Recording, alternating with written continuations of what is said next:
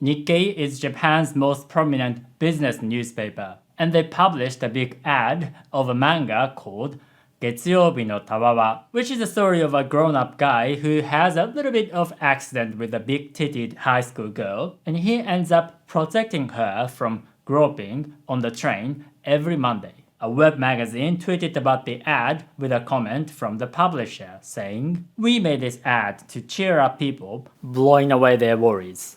And this tweet invited a lot of criticisms. Nikkei newspaper, you are very low quality as media. The content is already toxic because it encourages you to watch women sexually. It makes me sick because a major newspaper is doing that. I don't know the content of this manga, but I think most people think that the content is sensitive from the title and the cover image. So the title is 月曜日の Tawawa. 月曜日 means Monday. And Tawawa describes big titties, how they are hanging or their curves. So it's pretty clear what the title means. And as usual, a lot of people get upset by the criticism and they defend the manga. Don't overblow a story that can be summarized as I just don't like it. Then, how about content that treats men sexually? Would you say it's also toxic?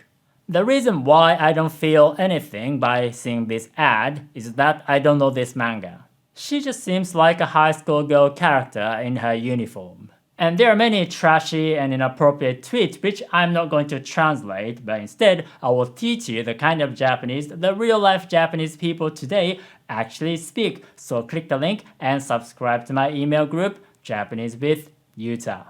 Now, this kind of feminist versus otaku debate happens once in a while, and I'm usually quite neutral, or I tend to think that the content is fine. But with this one, I think it's totally understandable that people criticize this. The premise of this manga is that a grown-up man enjoys a high school girl's big titties every Monday under the pretext of protecting her from groping. The manga has an unequivocal sexual undertone and can be read as a soft hentai. And Nikkei is a somewhat reputable and serious newspaper, so you can say it's quite unsavory for them to publish such an ad on their platform. But don't take my word for it, because I will teach you the kind of Japanese the real-life Japanese people today actually speak, so that you can do your own research. So click the link and subscribe to my email group, Japanese with Yuta.